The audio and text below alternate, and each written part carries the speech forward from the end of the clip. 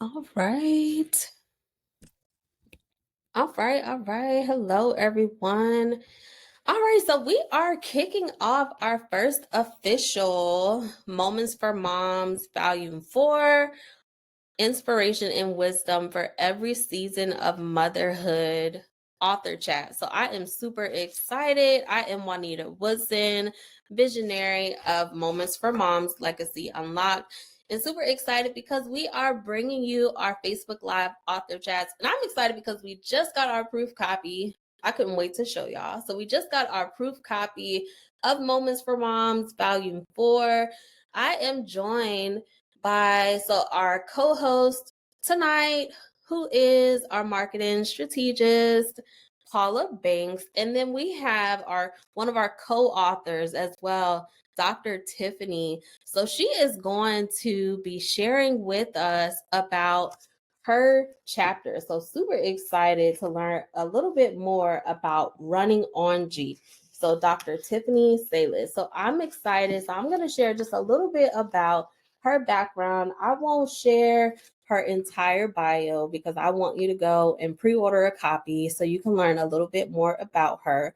But she is a devoted wife, mother, educator, mentor, and faith-driven leader whose life's work reflects the power of service, resilience, and family. With a doctorate in psychology and a deep commitment to community advocacy, Dr. Sayles has uplifted countless students through initiatives that center emotional wellness and academic excellence. She is known for her compassionate leadership, her dedication to underserved families, and most importantly, her unwavering belief in God's purpose, which includes serving her family. As a family woman, professional, and spiritual guide, she embodies grace, perseverance, and the values that define faith and family. So, we're going to talk a little bit more about her background and her chapter, Running on G. So, before we do that, we want you to share this live so that we can make sure that we connect with everyone that needs to hear what she's going to share with us tonight. So, Dr. Tiffany, are you ready? Yes, I am. All right, so we're going to get into some Q&A. So for our first question, so Dr. Tiffany, your title, Running on G is Powerful. So what inspired this chapter and what does that phrase mean to you in this season of your life? Well, I've heard many people use the phrase like, girl, I am running on E for empty. And there were many seasons in my life that I knew I was running below E. And so I remember just at the end of some days, it would be overwhelming to even think about all that I had done that day, as well as what I had facing me the next day. And yeah, overwhelming was my companion. So very overwhelmed at times, but I was often reminded in those times when I felt weak and man, like I was truly beyond fumes, that his grace was sufficient and that kept me during those seasons and even now. And so I continue to run on his grace. That So, Dr. Tiffany, my question is you describe your world spinning around your husband and your daughters, the four wills. That line is so real for so many moms. Can you share what that season looked like for you day to day? Well, my husband's catering business, because he's a full-time caterer, it was like supernaturally birthed. When our firstborn was about 4, and we had been married for 5 years. So he and I both were working full time. It was nothing that we planned for. And so then it became outside of his full-time work, he was full-time overtime catering. And that left little support at home because again, this just kind of it happened suddenly. And so for the first like 8 years, we were doing a lot from home and it was a lot. It was a lot going on. And so outside of our full times, we were balancing that. We were balancing, we were ministry leaders. We were very active in our ministry. And our baby girl, one at the time, she was in everything. She wanted to try everything, something new every single month. And so, then as time went on, other children came and as our family grew, his catering business grew. And again, I'm still working full time. And doing all the things to take care of them. And I was so involved in the mix of his catering. I remember vividly when we were getting ready to have our second daughter, I was big, like due date next day, and I was running for my best friend's wedding to cater an event, and they were like, oh my gosh, but it was that was the season. And then it was like, once we had the girls, yeah, it was pretty much everything fell on me, I will say. Because again, it was a lot going on, and I spent a lot of time making sure that the girls were good, that their needs were met, while also supporting Willie's catering business and all the many other responsibilities and roles. And so I felt like I was a hamster on a hamster wheel, and it was never going to stop. And, I felt like as long as Willie and the girls were good, I really believe like I was cool. Like they're good. As long as they're good, getting up at 4:30 in the morning, sometimes not going to bed till like 11 or 12 at night to make sure everything was good. I was pretty much doing all of the household things, the cleaning, the cooking, all of those things, because again, it was important to me to make sure my family was good. But at the end of each night, I would just feel like, okay, who is going to show up for me? And trying to be the one to get the girls out to all the things and all the places, and still helping Willie out of gigs when I could, and running myself ragged, because I felt like that's what I was supposed to do. And I ignored being maxed out, tapped out most days. I was like literally living on the ledge. And it was only by God's grace that I lived through those seasons, because that was for many years. And so, yeah, it was all about them and nothing about me. And that was my choice. Wow. Wow. So there's a very descriptive moment, right, that you describe in the book, that driveway moment. So can you explain so the image of you sitting in your driveway, right? Because I know the book hasn't come out yet. I don't want to give too much away. But I have to explain this part, right? So that image of you sitting in your driveway, hands on the wheel, completely empty, is something so many moms can relate to. What did God show you in that moment of breaking down? First and foremost, I will say he showed me more grace. And he reminded me, Tiffany, you don't have to be strong, that he was strong enough. He reminded me that before I was ever a wife, before I was ever a mother, that he had a purpose and plan for my life, and that I was also important. I was also valuable to him, no matter what I was able to do or unable to do, no matter who noticed what I did and who didn't notice what I did. Um, it was a tough moment.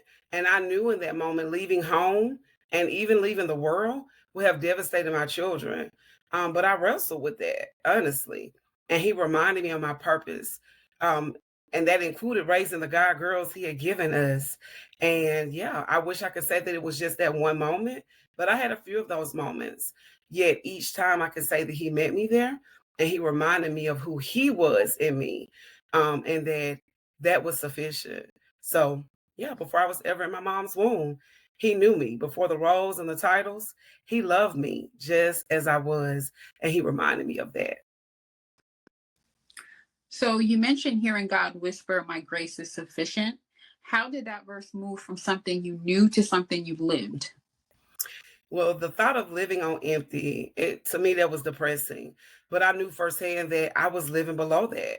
So I remember one time, and it talks about that, and they're looking at my gas gauge and staring at it, knowing that it was time to fill up. And I was staring, wished that it was that easy to fill myself up. And so it seemed like no matter how fast or how hard I moved throughout each day, I ended up on empty with no one there to make sure I was filled. And I knew that I was living in a danger zone. Yet somehow I continued, knowing that it had to be by his grace. And it was no longer what I read, but it really became what I learned to live and continue to live. Wow. And I know, right? And I know for me, and I know so many other moms, right? We can relate to functioning while empty, right? Because we want to make sure that our families are good. So it can really hit home. So what helped you recognize you were running on fumes and begin creating space to refill? Well, full transparency, I was blessed with, and I'm not just saying this, like truly the most amazing girls in all sincerity. And yeah, they're amazing. Different personalities and temperaments. And I wanted them to have everything that I had and even more. So I wanted to expose them to all the things and support any interest they have, whether it was band, gymnastics, speaking, science, 4-H, whatever. And so I wanted them to know how much I value them as a gift to me, but also I always wanted to invest in the gifts that were inside of them. And so some days were very busy, even though I had a tight schedule, there were very busy days. And I was the one responsible to figure out how to get them to all these things while still showing up for everything else. Some days I would cry myself all the way to work and sometimes back, and I would try my best not to allow them to see me do that. But they would often be the ones, and again, honesty, to feel the heat of my frustrations and taking it out on them, especially my oldest daughter. And so I apologize often to them, for talking loud at them or fussing the entire evening. Like once we hit the door, especially when they were younger, but I was fighting to balance it all. And no matter what, still showing up for the others that pulled on me. So, people saw me as Superwoman or this super mom when all I wanted to do was be somewhere super sitting down, like silent and not be bothered. It was a struggle. I was a school counselor, a well-trained counselor, but I was trying to balance the emotions of the students I serve daily, as well as my own emotions and as well as my children's emotions. So it was a lot. And still showing up for all the things. I remember one time joking, but seriously, asking my friend to abduct me, to fake my abduction, and hide me away. And but then that would make me sad because I was like, I can't imagine my life without my kids, and I can't imagine them having to live life without me. And their love is so unconditional, so unconditional. And I truly believe that God sent me them to save my life, because the more I loved on them, the more I poured out on them, the more I realized how much more He cared about me. And I knew I needed to make necessary changes to make myself a priority so they can witness the best version of me. I thought motherhood truly meant you give them everything all the time, every minute. And then I was also trying to compensate for others. But I had to realize that, hey, I'm limited. And if I'm going to teach them how to live for God for real, I had to teach them how to live in balance and surrendering to Him. So, yeah, I had to learn that. So you wrote being needed doesn't equate to being nourished. And that is just a true moment. What did nourishing yourself begin to look like after that season? It meant taking time and making time to invest in me. Um, God was doing His part. He was faithful. His grace was truly sufficient, but I needed to do mine. And I had to find a safe, objective space to begin unpacking all that came with marriage and motherhood, because I don't know about y'all, but I had no clue. And just balancing those things and even dealing with those unhealed wounds that could come up when you become a mama. And so I needed a place for that. And I can say that counseling was a major pivotal point in my life. And then in most recent years, I've also learned to have something to look forward every month, and I call it my day away. And it's where I take a day away, and it may be 24 hours, sometimes it may be 18 hours, but it's a day I could just get away. I schedule it, and I have been true to it for over a year, just to remember Tiffany, like outside of the roles, girl, it's you and you. What are we gonna do? We're gonna look at the wild. What are we gonna do? Go to a hotel? But I had to learn that. And our kids are a lot older now. Took me a long time to learn it's okay for you to be away. Yeah, I love that. So, for the mom who's watching and she's in her own driveway moment, what would you want her to hear tonight? That you're entitled. Listen, you are entitled to feel everything that you're feeling in this moment. If you need to cry, you need to scream, whatever you need right now, it's okay to let it out. Then just breathe through it, because you're so loved. You're so important, not just as a mother, as a child of the Most High. And many of us have been there. So no matter what you're thinking right now, know that you are not alone. God can handle the hardest of hearts. And you have sisters that you can reach out to even now in this moment. If you don't know anyone, please reach out to me. I will help you find somebody that's safe that you can talk to. Um, and it may not feel good, and I know it may be hard, but I promise you, you can make it through it. So you remind moms that it's okay to pause, to say I can't, and to ask for help. So how did you learn to rest without guilt and truly learn to leave grace? Well, I had to learn again that my girls were watching me, and that I couldn't like fully and adequately show up for them or help them and anyone else I was connected to without making sure I prioritized myself. So yeah, I remember getting to that ledge moment when I had to face the realization that I was showing up for everyone else except for myself. And so from that moment moving forward, I knew I had to do something different. I knew that I had to learn that was very hard to ask for help. And I think a lot of times I didn't ask for help because I'm a coverer. And sometimes asking for help exposes maybe the shortcomings of others. And so I always wanted to protect that. But I realized, hey, you know what, Tiffany? If you get back to that ledge, you may not come back from it. So you better reach out and find out the support is there. One quick memorable moment I'll never forget, my best friend, we have been best friends for probably almost 30 years at that point, and she was trying her best to support me in something. And I was doing my thing like, I'm good. You know, she could tell I'm frustrated. And she honestly started crying in that moment. And she was like, I'm so sick and tired of you wanting to be the helper of everybody and you won't accept my help. Like, this is me. And I was crying. We were both crying. And she said, Tiffany, you've got to learn how to ask for help and accept the help. And so it's something I'm still working on, honestly, because it's hard. I learned you don't ask for help, you figure it out. And that was leading me to my grave. So I had to learn to do something different. Oof, yes, I think that so many women, so many moms can relate to that. And it is okay if we don't learn anything else. It is okay to put down that superwoman cape. The Mhm. Lord never asked us to pick that up. That is Yes. not a burden he asked us to carry. That is something that I had to learn, Yes. I think, the hard way. That is not a burden he asked Mhm. us to He did carry. not. Not at all. So And yes, that this cape will carry you to some places you don't want to go. So yes, he take it never off. asked us to go there. Never. No, Never. ma'am. Yes. Thank you so much for reminding us of that tonight. Yes. So reading your chapter, there were so many impactful scriptures that you used. So 2 Corinthians 12:9, Psalm 61:2, Matthew 11:28 through 30. So which verse anchors you most in this current season?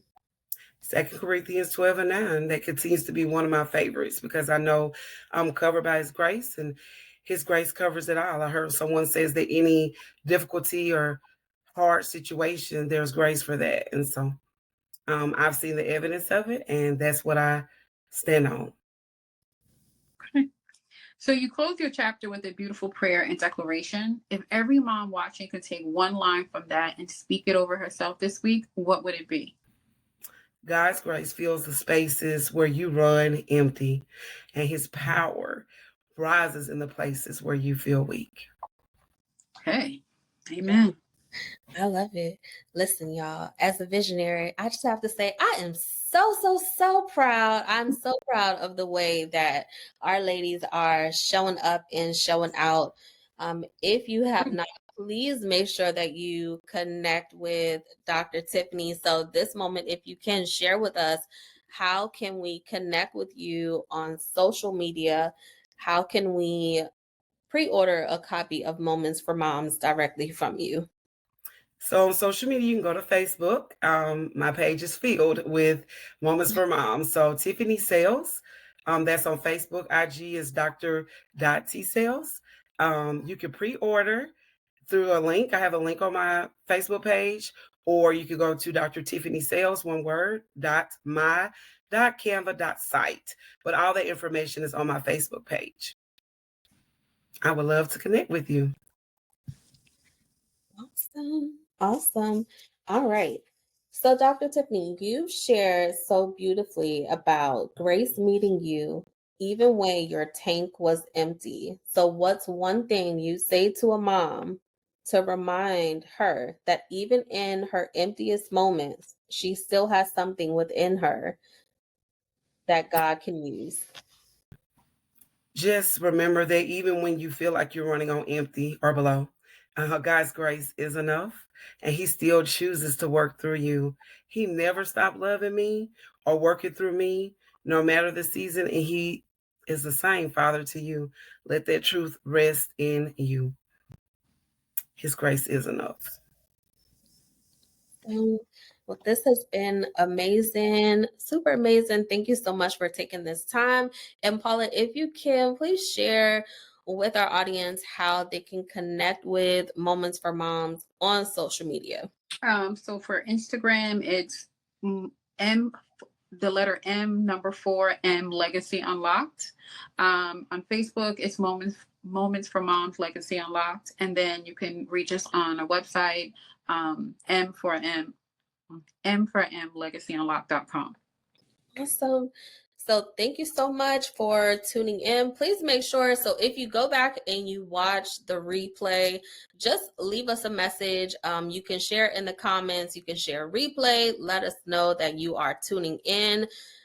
You can tag someone that needs to hear this message, that reminder that they can put that cape down. We were not called to be superwoman and to do all the things, and that when you feel like you are running on empty, God's grace is more than enough. Make sure that you go and pre-order a copy of Moments for Moms. Connect with Dr. Tiffany, all the amazing things that she is doing. Follow Moments for Moms. We do have more Facebook Live author chats on the way. Make sure you stay connected with us and follow us on YouTube, because we will be sharing this author chat on YouTube as well. So until next time, tomorrow we have another author chat with author Danny Nicole. So tune in tomorrow. We will see you there. Have a great evening. Bye. Bye. Thank you.